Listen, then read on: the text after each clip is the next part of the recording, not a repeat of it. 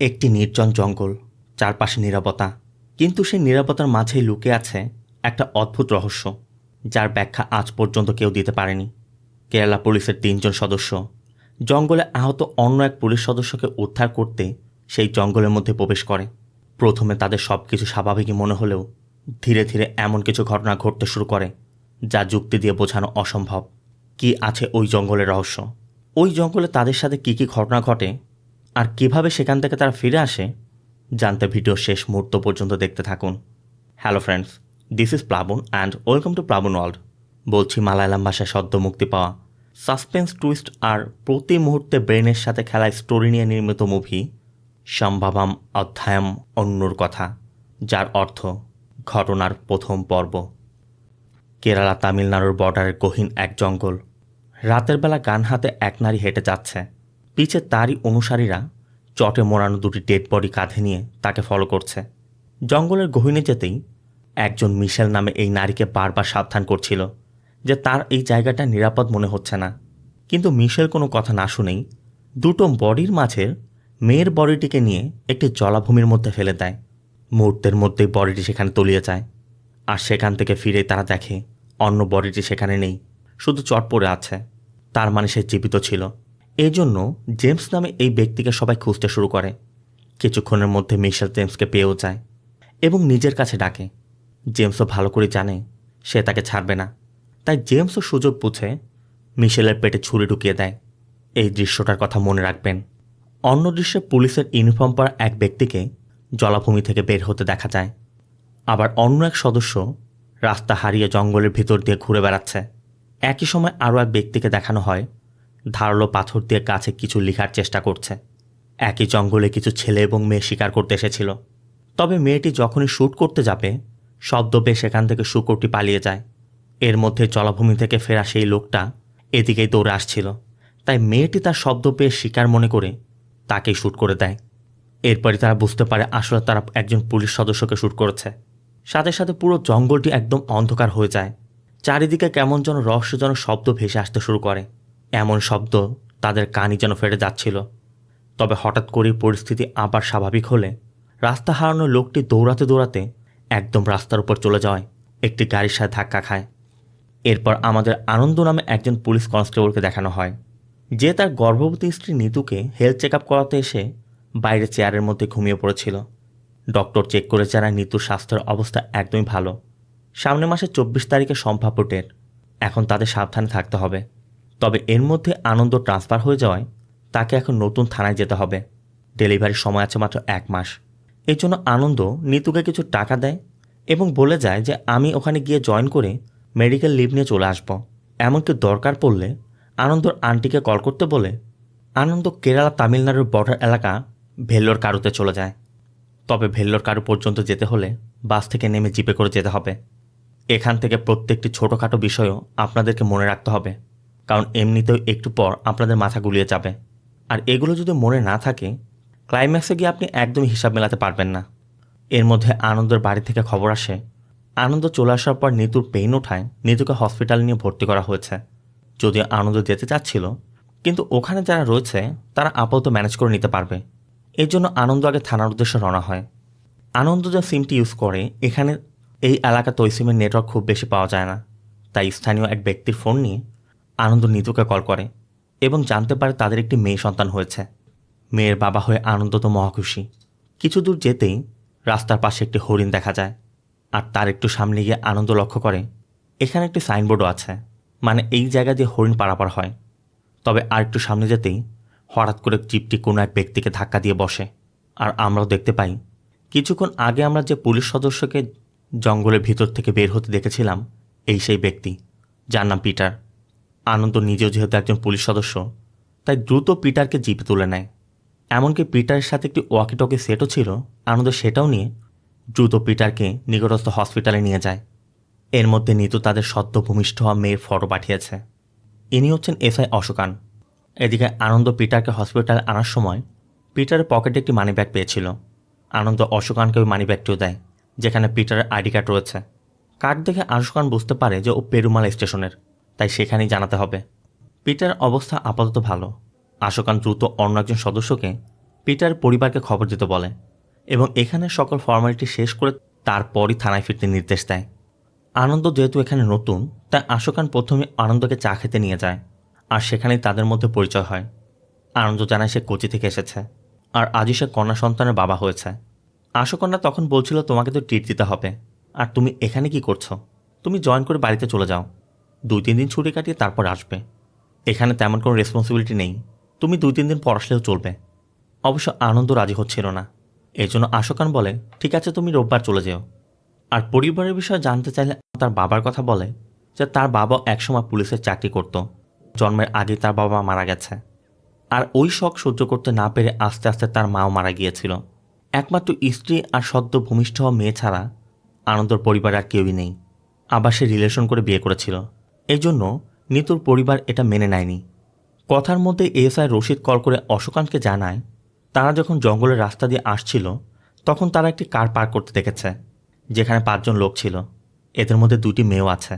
ওরা মূলত সেখানে ভিডিও শ্যুট করার চেষ্টা করছিল, কিন্তু রশিদের সাথে থাকা কনস্টেবল রেজি ওদেরকে বাধা দেয়। ওরা এখন তাদের সাথে ঝামেলা করছে। রশিদের কথা স্যার মনে হচ্ছে ওদের লিঙ্ক অনেক উপর পর্যন্ত আছে, আমরা হ্যান্ডেল করতে পারবো না। এই জন্য রশিদ অশোকানকে দ্রুত সেখানে যেতে বলে। এই কনস্টেবল রেজি লোকাল, মানে এই এলাকাতে তার বাড়ি, আর সে একটু উগ্র মেজাজি টাইপের। তাই ওই ছেলেগুলো যখন তার সাথে তর্কবাজি করছিল এবং তাদের পাওয়ার দেখানোর চেষ্টা করছিল, তখন রেজি একসময় উত্তেজিত হয়ে তাদেরকে মারতে শুরু করে। এমনকি একজনকে ধাওয়া করতে জঙ্গলের মধ্যে প্রবেশ করতেই তারা সেই মৃত কনস্টেবলের লাশটি দেখতে পায়, মানে ওই মেয়ের বন্দুকের গুলিতে যে কনস্টেবল মারা গিয়েছিল। খবর পেয়ে অশোকানরা দ্রুত পৌঁছে যায়। এখনও পর্যন্ত বডিটি ওল্টানো হয়নি, চেহারাও দেখা যাচ্ছে না। তারা মূলত ফরেন্সিক ডিপার্টমেন্ট আসার অপেক্ষায় আছে। যদিও আনন্দ নতুন, তারপর আনন্দ বলছিল, দেখে তো মনে হচ্ছে কনস্টেবল, আমাদের তো এই অ্যাঙ্গেল থেকে তদন্ত করা উচিত, মানে এই ছেলেগুলো তো কিছু একটা করতে পারে। কিন্তু রেজি বলে ওঠে, এই পেরুমালা স্টেশনের কনস্টেবল, ওদেরকে কল করে পাওয়া যাচ্ছে না, তাই এই বিষয়ে সে ইন্টারফেয়ার করতে নিষেধ করে। আবার পেরুমালা স্টেশনের এসআইকে কল করেও তাকে পাওয়া যাচ্ছিল না। এই জন্য আশোকান, রশিদ এবং অন্য 2 জন সদস্যকে এখানে রেখে রেজি এবং আনন্দকে নিয়ে থানার উদ্দেশ্যে রওনা হয়ে যায়। অন্যদিকে জঙ্গলের মধ্যে স্টিফেন নামে একজন পুলিশ অফিসারকে আহত অবস্থায় পড়ে থাকতে দেখা যায়। সে পিটার এবং মুথুবেল নামে তার সহযোগীদেরকে চিৎকার করে ডাকছে, কিন্তু কেউই সাড়া দিচ্ছে না। তার পায়ের এমন বাজে অবস্থা, সে এক চুল নড়তেও পারছিল না। এই জন্য সে ওয়াকিটকিতে ডাকার চেষ্টা করে। ওই সময় আশোকানরা এই জঙ্গলে পার দিয়ে যাচ্ছিল, তাদের রেঞ্জের মধ্যে পড়ায় আশোকান স্টিফেনের ডাকে অ্যান্সার করে। স্টিফেন তাকে বোঝানোর চেষ্টা করে যে আমরা আমাদের টিম নিয়ে জঙ্গল এসেছিলাম, এখন তাদেরকে খুঁজে পাওয়া যাচ্ছে না, আর আমার যে কন্ডিশন, আমি কোনোভাবে এখান থেকে যেতে পারছি না, দয়া করে আমাকে বাঁচান। স্টিফেন মূলত যে থানায় কাজ করে সেটা তামিলনাড়ু বর্ডারের ওই পাশের, আর আশোকানরা রয়েছে কেরালা পুলিশে। তাই আশোকান স্টিফেনকে তার ডিপার্টমেন্টের সাথে যোগাযোগ করতে বলে। স্টিফেন তখন বলে, স্যার আমি অনেক চেষ্টা করেছি, কোনোভাবেই সম্ভব হয়নি, আমার অনেক রক্তক্ষরণ হয়েছে, জঙ্গলের মধ্যে একটি মন্দিরের পাশে আমি রয়েছি, দয়া করে আমাকে বাঁচান। স্টিফেন যেখানে রয়েছে ওই এরিয়া যেহেতু তাদের নয়, এই জন্য রেডিও বলছিল, স্যার আমাদের সেখানে যাওয়াটা নিরাপদ হবে না। এই জন্য আশোকানরা ওয়াকিটকিতে শুনেও অ্যাভয়েড করার চেষ্টা করছিল। কিছু তো যাওয়ার পর হালকা হওয়ার জন্য তারা কার থামায়, আর সেখানেই ওয়াকিটকিতে স্টিফেন বলে ওঠে, স্যার অনেক বছর সাধনার পর আমাদের একটি সন্তান হচ্ছে, আপনারা আমাকে উদ্ধার করলে অন্তত আমি আমার সন্তানের চেহারাটা দেখতে পারবো। আনন্দ যেহেতু আজই বাবা হয়েছে, এই জন্য স্টিফেনের এই সিচুয়েশনটা আনন্দ ভালো করে বুঝতে পারছে। এই জন্য আনন্দ অশোকানদের বোঝানোর চেষ্টা করে যে আমরা যদি সঠিক সময় তাকে উদ্ধার করতে না পারি, রক্তক্ষরণের কারণে তার মৃত্যু তো হতে পারে।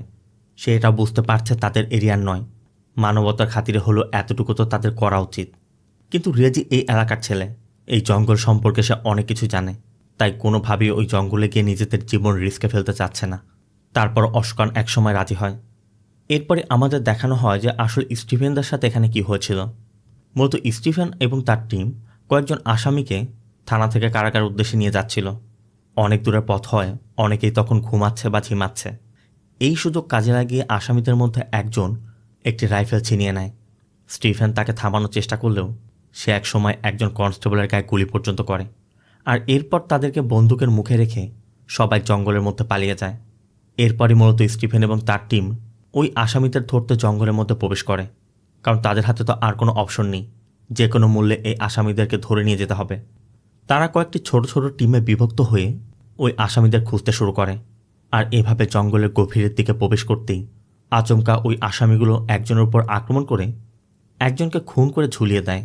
স্টিফেনের সাথে তখন কনস্টেবল মধুবেল ছিল। মধুবেলের পরিবেশটা দেখে কেমন যেন ভয় কাজ করছিল। এই জন্য মধুবেল স্টিফেনকে বোঝানোর চেষ্টা করে, স্যার এই এলাকা ভালো নয়, গভীরে যাওয়াটা নিরাপদ হবে না। কিন্তু স্টিফেনের কথা, আমাদের তো আর কোনো অপশন নেই, সামনে যেতেই হবে। আর এভাবে যেতে যেতে তারা একসময় জঙ্গলের একদম গহীনে একটি পুরাতন মন্দিরের কাছে পৌঁছে যায়, যেটা বহু বছর যাবৎ পরিত্যক্ত অবস্থায় পড়ে আছে। আর এই মন্দিরটি এমন এক দেবতার যার মাথাটি কাক সদৃশ। মধুবেল এই জায়গা সম্পর্কে অনেক কিছু জানে, তাই মধুবেল ভয় পাচ্ছিল। স্টিফেন তাকে বোঝায় যে এগুলো অনেক আগের কথা, এসব এখানে হয় না। তাই মধুবেলকে একদিকে পাঠিয়ে স্টিফেন অন্যদিকে খুঁজতে শুরু করে। তবে হঠাৎ করে দুজন আসামি মধুবেলের উপর আক্রমণ করায় স্টিফেন দৌড়ে এসে মধুবেলকে বাঁচায়। তারপর ওই দুজন যখন তাদের উপর আক্রমণ করার চেষ্টা করছিল, স্টিফেন বাধ্য হয়ে একজনের হাতে শুট করে বসে। আর ওই ব্যক্তির শরীর থেকে রক্ত বের হয়ে ফোটায় ফোটায় যখনই মাটিতে পড়ে, পুরো জঙ্গল রাতের মতো অন্ধকার হয়ে যায়। চারিদিকে উদ্ভট শব্দ, হাজারো কাকের ডাক, এমন উদ্ভট শব্দ যে কানও সহ্য করতে পারছে না। তবে এইভাবে কিছুক্ষণ চলার পর পরিস্থিতি হঠাৎ করে আবার স্বাভাবিক হয়ে যায়। আর এরপরই স্টিফেন বুঝতে পারে যে তার আশেপাশে মধুবেল বা ওই দুজন আসামির কেউই নেই। এই জন্য স্টিফেন তার সহযোগীদের খুঁজতে শুরু করে। তো সিন চলে আসে প্রেজেন্টে। অশোকান সাহস করে রেজিকে নিয়ে জঙ্গলের মধ্যে প্রবেশ করে। প্রচুর বৃষ্টিপাত হচ্ছিল। ছাতা নিয়ে তিনজন হেঁটে যাচ্ছে। আর অশোকান রেজিকে তখনও বলছে যে তুমি এখনও মানুষের বানানো গল্পে বিশ্বাস করো। আনন্দ তখন জানতে চায় যে এখানে লোকাল লোকেরা আসলে কি বলে। অশোকান বলে এক একজন তো এক এক কথা বলে। অনেকেই বলে যে এই জঙ্গলে অনেক মানুষ নিখোঁজ হয়ে গিয়েছে। তবে প্রথম মিসিং কমপ্লেন রেজিস্টার হয়েছিল 1960 সালে, আর সেটা ছিল একটি মেয়ের। জঙ্গলের পাশে কোনো একটি বাড়িতে কাজ করত। ওই বাড়ির মালিক ছিল এক পর্তুগিজ নারী। মানুষ বলাবলি করে যে ওই পর্তুগিজ নারীর কোনো ইস্যু ছিল। সে তার নিজের বয়সের অনেক ছোট একটি ছেলেকে বিয়ে করেছিল।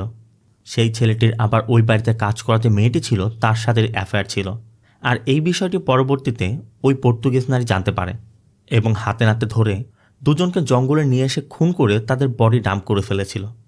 অশোকান মূলত যে পর্তুগিজ নারীর কথা বলছে, এটা মিশেল নামে সেই নারী যে দৃশ্যটা আমরা মুভির প্রথমে দেখেছিলাম। তার মানে ওই সময় মিশেল তার স্বামী এবং তার কাজের মেয়েকে খুন করেছিল। আর এরপর তো তারও মৃত্যু হয়েছিল।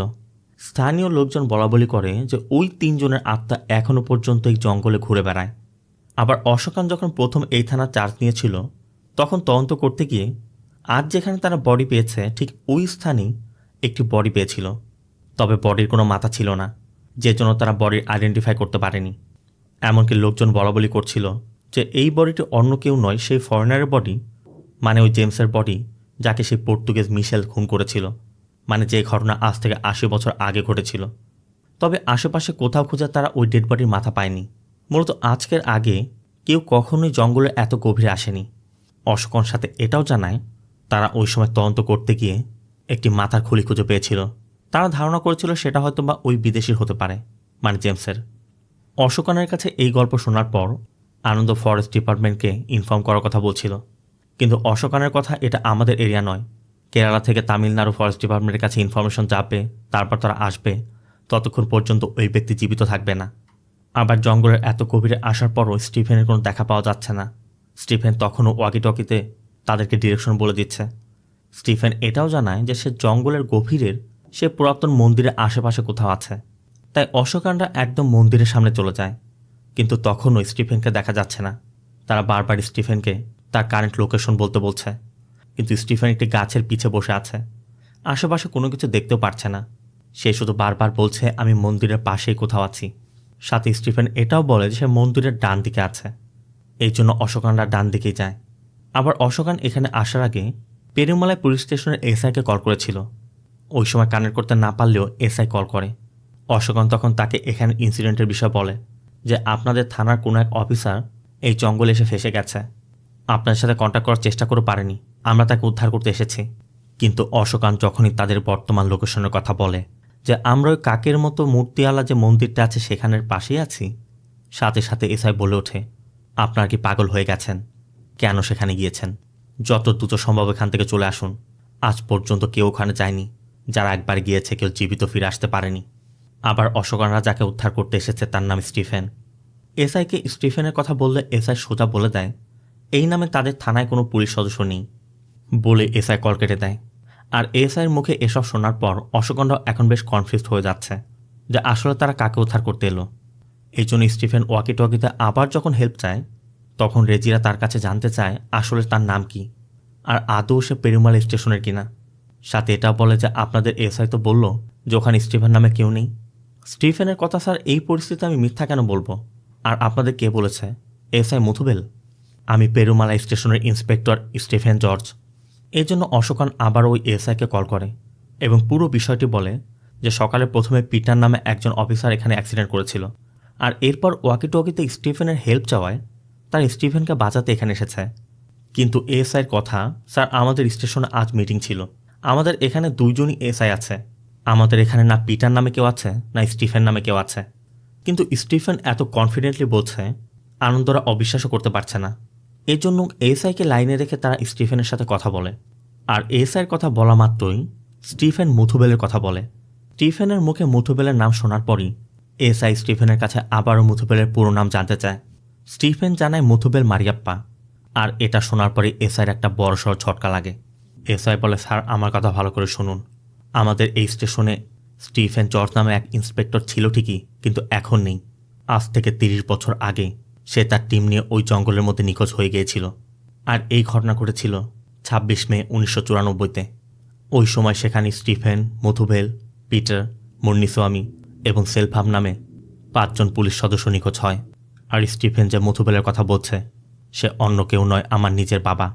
ওই ঘটনার পর আজ পর্যন্ত তাদের কাউকে দেখা যায়নি, এমনকি তাদের জীবিত থাকার কোনো সম্ভাবনাও নেই। আর শুধু এরাই নয়, ওই জঙ্গলে যারা একবার প্রবেশ করেছে তারা কখনোই জীবিত ফিরতে পারেনি। তাই যত দ্রুত সম্ভব ওখান থেকে বেরিয়ে আসুন। কিন্তু স্টিফেন তখনও পর্যন্ত কথা বলে যাচ্ছে। রেজি ধারণা করছিল কেউ তাদেরকে ফাঁসানোর চেষ্টা করছে। কিন্তু আনন্দের কথা, 30 বছর আগে যে এখানে ফেসে গেছে সে এখন কিভাবে কথা বলতে পারে? তাই এসআর কথাটা আনন্দ পুরোপুরি বিশ্বাস করতে পারছিল না, কারণ সে তো স্টিফেনের সাথে কথাই বলছে।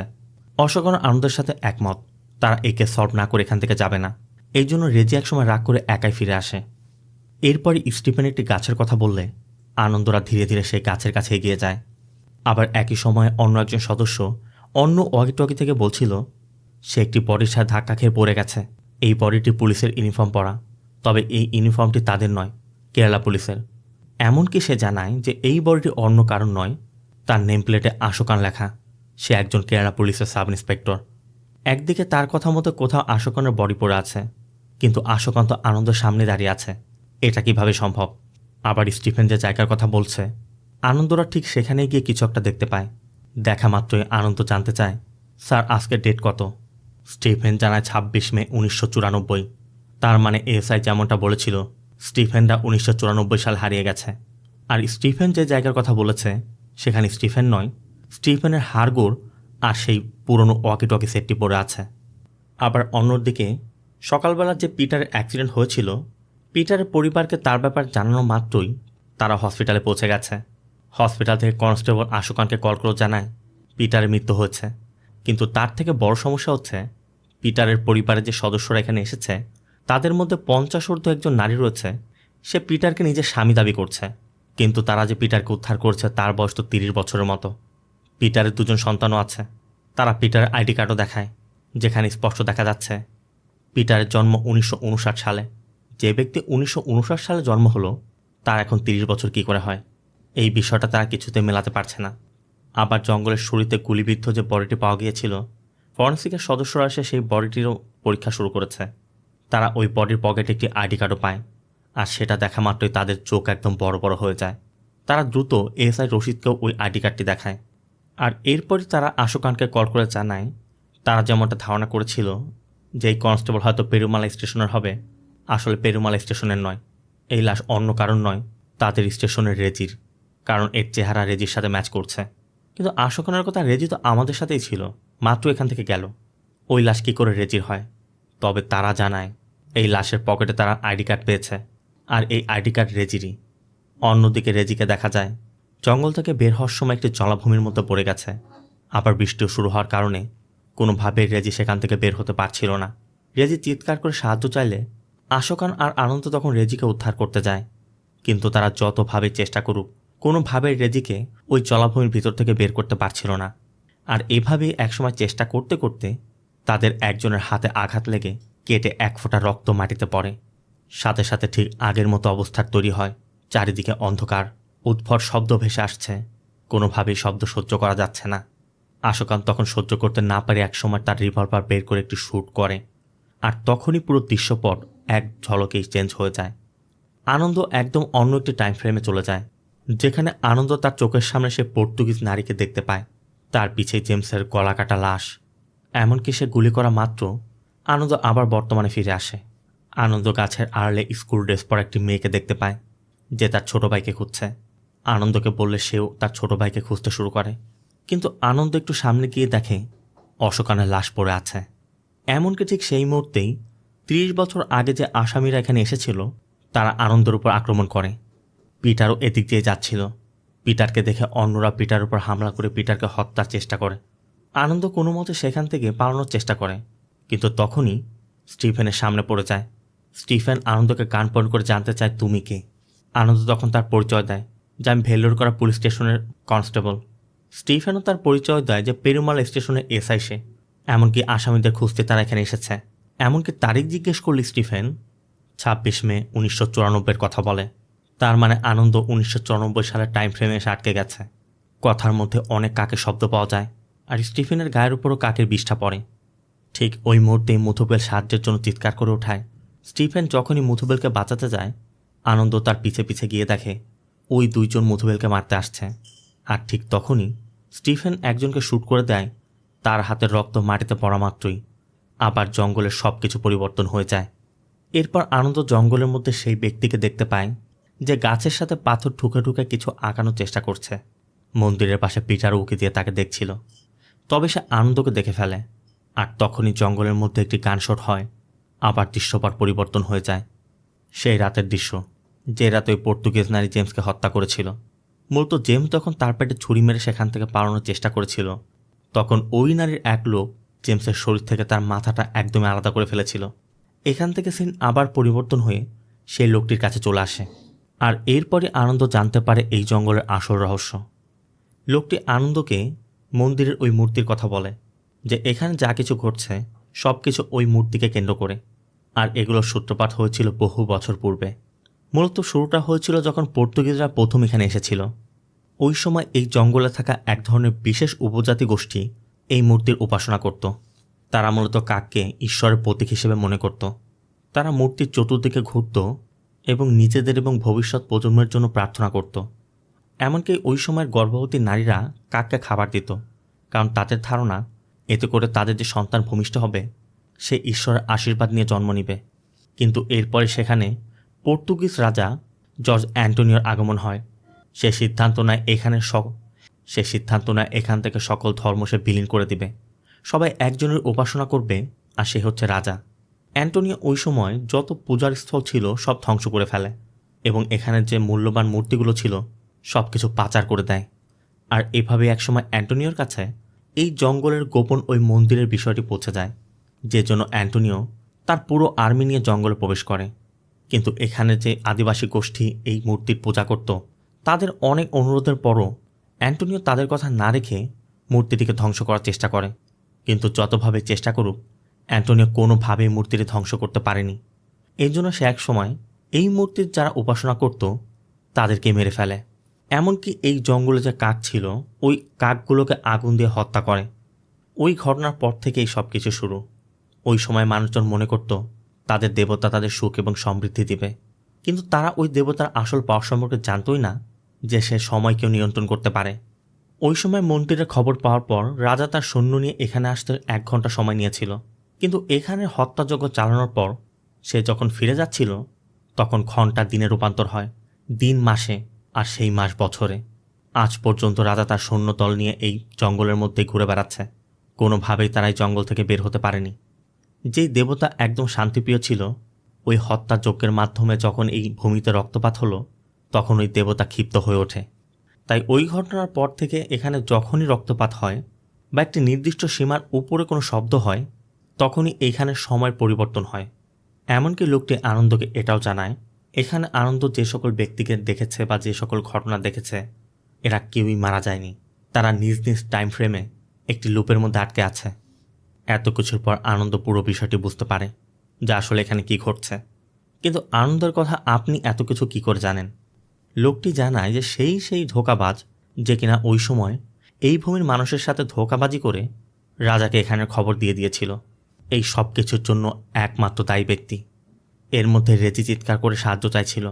আনন্দ যখন রেজিকে উদ্ধার করতে যাবে, তখন লোকটি আনন্দকে বলে দেয় যে এখান থেকে বের হওয়ার একটি উপায় আছে। যেই ঘটনা আপনাকে আমাকে এখানে এনেছে, সেই ঘটনা দ্বিতীয়বার ঘটা যাবে না।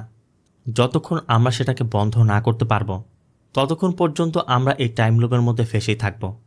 এরপর আনন্দ রেজিকে উদ্ধার করতে যায়, কিন্তু তখন লক্ষ্য করে একদিক থেকে সে রেজিকে উদ্ধার করতে এসেছে, আর অন্য দিক থেকে অশোকান এবং সে নিজেই রেজিকে উদ্ধার করতে এসেছে। আর আনন্দের সামনে ঠিক একই রকম ঘটনা আবারও ঘটে, যেটা পূর্বে ঘটেছিল। এতে করে আনন্দ স্পষ্ট হয় যে ওই ব্যক্তি আসলে সঠিক বলেছে।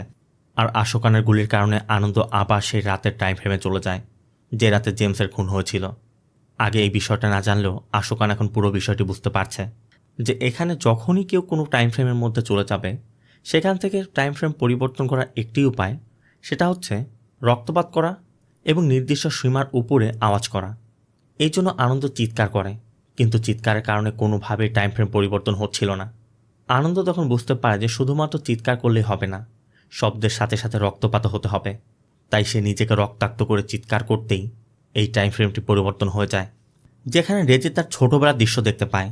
সে নিজে তার বড় বোনের সাথে স্কুলে যাচ্ছিল। রেজি অনেক চেষ্টা করে ওই জলাভূমি থেকে বের হয়ে তার বোনের সামনে গিয়ে দাঁড়ানো মাত্রই তাকে দেখে ভয় পেয়ে সে ছুটতে শুরু করে। রেজিও পিছু ছুটছে। আনন্দ রেজিকে থামানোর জন্য চেষ্টা করছিল। আর এভাবেই ছুটতে ছুটতে ওই শিকারী গ্রুপের সামনে পড়ে যাওয়ায় ওই মেয়েটির গুলিতে রেজির মৃত্যু হয়। একই টাইম ফ্রেমে পিটারকে যখন ওই 3 জন আসামি মারতে চেষ্টা করছিল, তখন আনন্দ সেখানে গিয়ে তাদের সাথে ফাইট করে পিটারকে বাঁচায়। আর এরপর স্টিফেনের সাথেও দেখা হয়। আগের বারও সে স্টিফেনের সাথে কথা বলেছে। আর আনন্দ এখন সব কিছু ভালো করেই জানে। তাই আনন্দ স্টিফেনকে বলে, স্যার, দ্রুত আপনাদের এখান থেকে বের হয়ে যেতে হবে। আপনারা আসামির কথা ভুলে যান। এই জায়গা খুব বিপজ্জনক, দ্রুত বের হতে হবে। কিন্তু স্টিফেন ওই আসামিদের ছেড়ে সে কোথাও যাবে না। তখন আনন্দ তাকে বলে যে আপনি যদি এই মুহূর্তে এখান থেকে না যান, তাহলে আপনি আপনার স্ত্রী এবং সন্তানকে আর কখনোই দেখতে পাবেন না। আপনি একটি ছেলে সন্তানের বাবা হতে যাচ্ছেন। স্টিফেনের কথা কে তুমি? আর তুমি এসব কী করে জানো? আনন্দ তখন বলে, আমার নাম আনন্দ। আমার মায়ের নাম সেতুলক্ষ্মী। আমার বাবাকে আমি জীবনে কখনোই দেখিনি। এমনকি তার সাথে কি হয়েছিল আমি এটা পর্যন্ত জানি না। কিন্তু এখন বুঝতে পারছি, আজ থেকে 30 বছর আগে আমার বাবা এই জঙ্গলে নিখোঁজ হয়েছিল। এরপর আর কখনোই ফিরে যেতে পারিনি। আর এরপরে সামনে আসে আরেকটি টুইস্ট। আনন্দ তার বাবার ফটোটি বের করে দেখায়, যেটা অন্য কারণ নয়, স্টিফেনের। তার মানে স্টিফেনই আনন্দর বাবা। স্টিফেন কিছুই বুঝতে পারছিল না। তবে আনন্দ স্টিফেনকে এক এক করে সব কিছু বোঝায় যে এখন এখানে কি কি হবে। এখানে অনেক কাকের শব্দ হবে, আপনার পিঠে কাকের বিষ্ঠা পড়বে, এমনকি মুথুবেল সাহায্যের জন্য চিৎকার করবে। ঠিক একই রকম ঘটনা ঘটতে শুরু করে, কারণ আনন্দ তো আগেও এগুলো দেখেছে। তবে যখনই স্টিফেন ওই ব্যক্তিদের উপর গুলি চালাতে যাবে, তখনই আনন্দ তাকে বাধা দেয় এবং স্টিফেনের সাথে অন্য যে সদস্যরা এসেছিল সবাইকে একত্র করতে বলে। স্টিফেন কথা মতো সবাইকে ওয়াকিটকিতে ডাকে, কিন্তু এর মধ্যে তাদের এক সদস্যর মৃত্যু হয়েছে। তাই তারা এই বিষয়টি স্টিফেনের কাছে আপাতত গোপন রেখে তারা সবাই মন্দিরের ওখানে মিলিত হয়। আর এখান থেকে তারা জঙ্গল থেকে বের হওয়ার রাস্তা খুঁজতে শুরু করে। কিন্তু যখনই তারা রাস্তা মনে করে যেদিকে যাচ্ছে, ঘুরে ফিরে আবার সেই মন্দিরের কাছে এসে পৌঁছাচ্ছে। কোনোভাবেই তারা এখান থেকে বের হতে পারছে না। আনন্দ তাদেরকে বলেও দেয় যে কোনো পরিস্থিতিতে তারা যেন গুলি না চালায়। তবে যতভাবে তারা চেষ্টা করুক, ঘুরে ফিরে একই জায়গায় আসতে হচ্ছে। তারাও বুঝতে পারছে কোনোভাবেই তারা এখান থেকে বের হতে পারবে না। আবার তখনই আনন্দর ওই ব্যক্তির কথা মনে পড়ে যে ওই সময় এখানের উপজাতিদের সাথে বিশ্বাসঘাতকতা করেছিল, কারণ সে এখানে গাছের সাথে কিছু একটা আর্ট করেছে। আনন্দ লক্ষ্য করে এটা একটা সার্কেল। শুধু সেই নয়, পিটারকে যখন আহত অবস্থায় পাওয়া গিয়েছিল সেও একটি সার্কেল আর্ট করেছিল। আর এই সার্কেলের দ্বারা এটাই প্রমাণ হচ্ছে সোজা রাস্তা এখান থেকে বের হওয়া যাবে না, সার্কেলের মাধ্যমে বের হতে হবে। সবাই ওই মন্দিরটাকে কেন্দ্র করে চতুর্দিকে ঘুরে ঘুরে জঙ্গল থেকে বের হওয়ার চেষ্টা করে। আর এভাবে যেতে যেতে একসময় ওই কয়েদিগুলো পিছে থেকে মধুবেলকে মেরে ফেলে, এমনকি একে একে অন্যদের উপর আক্রমণ করতে চেষ্টা করে। তারপর অনেক চেষ্টায় ওদের সাথে ফাইট করে আনন্দ পিটার বিন স্টিফেনকে নিয়ে রাস্তা খুঁজেই যাচ্ছিল। হঠাৎ পিটার অসুস্থ হয়ে পড়ে, কোনোভাবে আগাতে পারছে না। আর তখনই হঠাৎ করে একজন কয়েদি তাদের উপর আবার আক্রমণ করলে স্টিফেনের গায়ে আঘাত লাগে। পিটার গুলি চালাতে গেলে আনন্দ তাকে নিষেধ করে, কিন্তু গুলি তো কোনোভাবে আটকে রাখা গেল, রক্ত কিভাবে আটকাবে? আনন্দ কিছু করে ওঠার আগেই স্টিফেনের গায়ের এক ফোঁটা রক্ত মাটিতে পড়ে যায়। সাথে সাথে চতুর্দিকে অন্ধকার হয়ে ওঠে, কাকের শব্দ এবং সেই উদ্ভট আওয়াজ। কিন্তু হঠাৎ করে সেগুলো যখন বিলীন হয়ে যায়, অন্যবারের মতো এবার আর টাইম ফ্রেমের কোনো পরিবর্তন আসেনি। কারণ আমরা আগেও দেখেছি, শুধুমাত্র রক্তপাতের কারণে টাইম ফ্রেম পরিবর্তন হয় না, তার জন্য উচ্চ শব্দ প্রয়োজন। এখন যেহেতু শব্দ হয়নি, তাই টাইম ফ্রেমও পরিবর্তন হয়নি। আবার এক এক সময় এক এক দিক থেকে আওয়াজ আসছিল। এইভাবে আগাতে আগাতে একসময় তারা একটি গাড়ি দেখতে পায়। এতে করে বুঝতে পারে তার রাস্তায় পৌঁছে গেছে। এমনকি ওই গাড়ির ড্রাইভারকে জিজ্ঞেস করলে সে আজকের ডেট জানায় 26 মে 1994। তার মানে আনন্দের ধারণা ঠিক আছে, আনন্দ এখন সেই টাইম ফ্রেমে আছে। আনন্দ তার বাবা স্টিফেন এবং পিটারকে এই কারে তুলে দেয়। যদিও তারা আনন্দকে যেতে বলছিল, কিন্তু আনন্দ তাদের বলে আনন্দ ইচ্ছা করলে তাদের মতো করে এখান থেকে বের হতে পারবে না।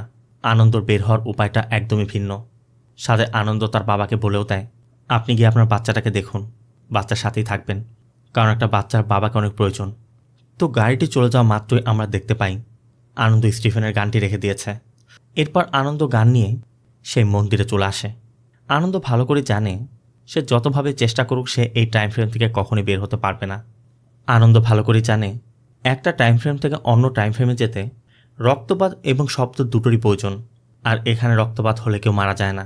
এই জন্য আনন্দ একসময় শ্যুট করে। আর এরপরই আমরা আনন্দকে হসপিটালের করিডোরে দেখতে পাই, ঠিক যেমনটা মুভির প্রথম দৃশ্যে দেখেছিলাম। আনন্দর পাশে আনন্দর বাবা স্টিফেন বসে আছে, তবে সে এখন বৃদ্ধ। কিছুক্ষণের মধ্যে সিস্টার এসে জানায় আনন্দর মেয়ে সন্তান হয়েছে। মেয়েকে দেখে আনন্দ স্টিফেন দুজনেই খুশি। সিন চলে যায় এর কয়েকদিন পর। এখানে আমরা জানতে পারি আনন্দ একজন সাব ইন্সপেক্টর, সবেমাত্রই তার এখানে পোস্টিং হয়েছে। তবে যাওয়ার সময় সে কনস্টেবলদের কাছে পেরুমালা স্টেশনের কথা জানতে চাচ্ছিল। তখনই একজন কনস্টেবল আনন্দকে দেখিয়ে দেয় তার সামনে তামিলনাড়ুর বর্ডার, ওখান থেকে পেরুমালা স্টেশন শুরু। আনন্দ মূলত এজন্যই জানতে চেয়েছে কারণ তার বাবা স্টিফেন একসময় সেখানে ইন্সপেক্টর হিসেবে চাকরি করত, কিন্তু এর আগে সে কখনোই এখানে আসেনি।